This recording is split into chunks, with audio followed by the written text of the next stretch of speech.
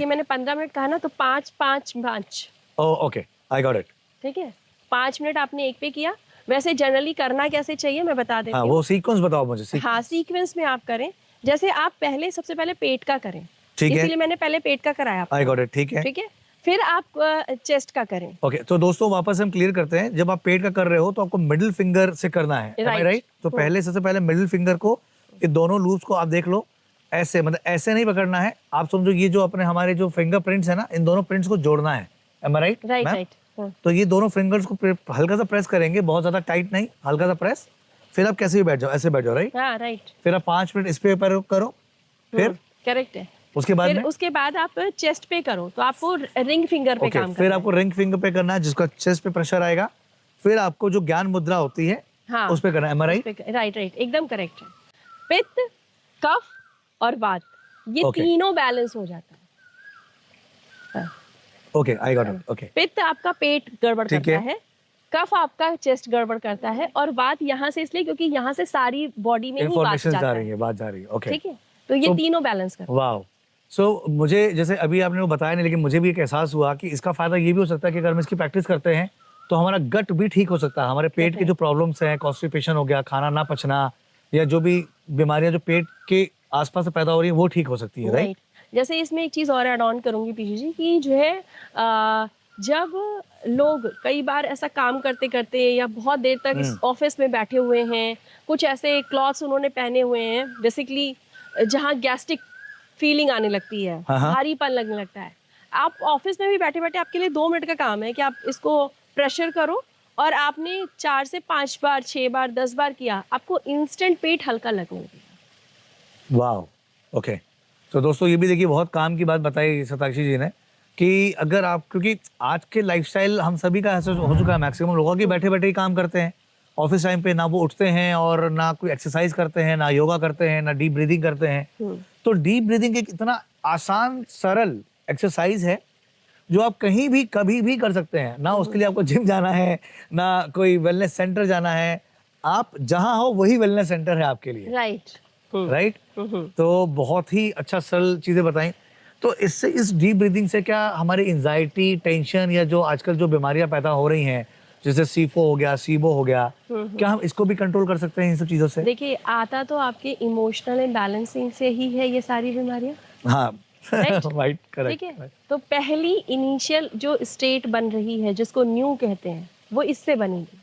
Okay, ठीक है, जब आपका ब्रेन ओपन होगा, चीजें ओपन होगी, तो आपको रास्ते खुलेंगे। क्योंकि जैसे ही आपने ब्रह्म पकड़ा, ठीक है, तो कैसा आपको बूज बम्स हुआ। हाँ, करेक्ट। और ब्रह्म जब आपका जागृत होता है तो वो आपको गाइड करता है, और आप चाह के भी, जब आपका ब्रह्म आपको गाइड करता है, ब्रह्म मतलब जिसको आप ब्रह्म कह सकते हैं, जिसको आप अदर कह सकते हैं, आपका हायर सेल्फ कह सकते हैं, इनर गाइडेंस कह सकते हैं, जब वो आपको गाइड करता है तो आप चाह के भी नकार नहीं पाते हैं, और फिर आप NLP करने आ जाते हैं।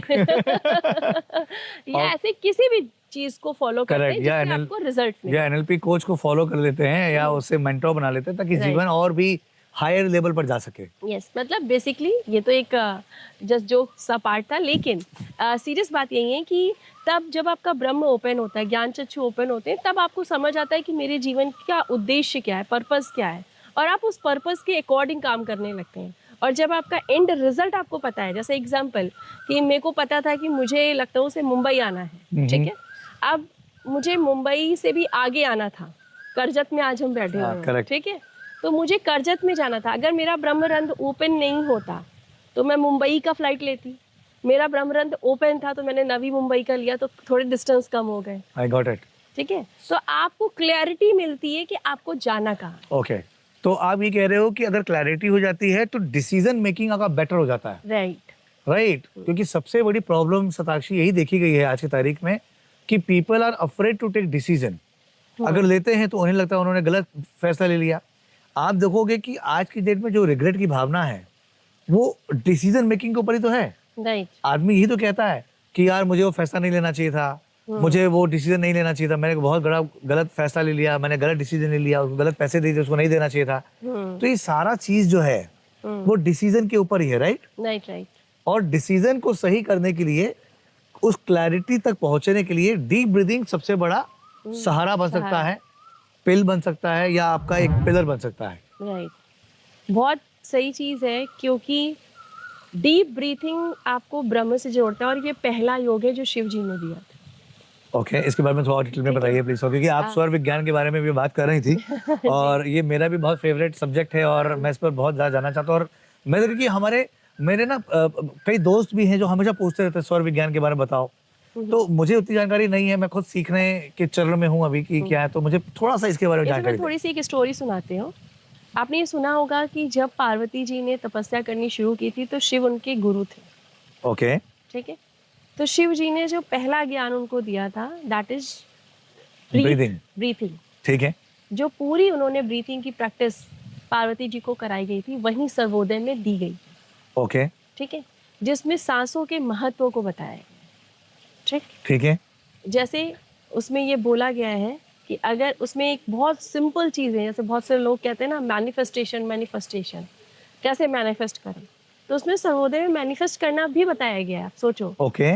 ठीक है। मैं उसमें एक लाइन पढ़ रही थी जिसमें ये था कि आप 108 बार, अब 108 का जो कनेक्शन है ना, लोग कहते हैं, मैं नंबर पे बिलीव नहीं करती।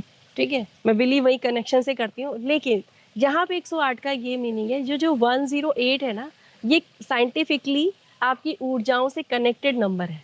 ठीक है। ओके। जब आप 108 टाइम अपनी ब्रीथ को अंदर लेते और छोड़ते हैं, तो आपकी जितने भी सेल ऊर्जा है जो मरखाबा बनाते हैं, मरखाबा इन द सेंस कि आपकी अपनी ऑरिक फील्ड में कई ट्रांसमिशंस हैं। हमारे एक 7 चक्र नहीं है, 114 चक्र हैं। ठीक है। तो वो हम 7 पे अलाइनेशन करते हैं, लेकिन जब हम इसी को डीप करने लगते हैं तो वो 114 के साथ भी हमारा अलाइनमेंट अलाइनेशन हो होता जाता है, है। Alignment okay. होता है। ओके। ठीक है। जब वो अलाइनमेंट एक दूसरे से जुड़ते हैं तो वो हेक्सोनल आकृति बनाते हैं। ओके। ठीक। ये हेक्सोनल आकृति एक दूसरे से मिल करके मरखाबा बनाती है।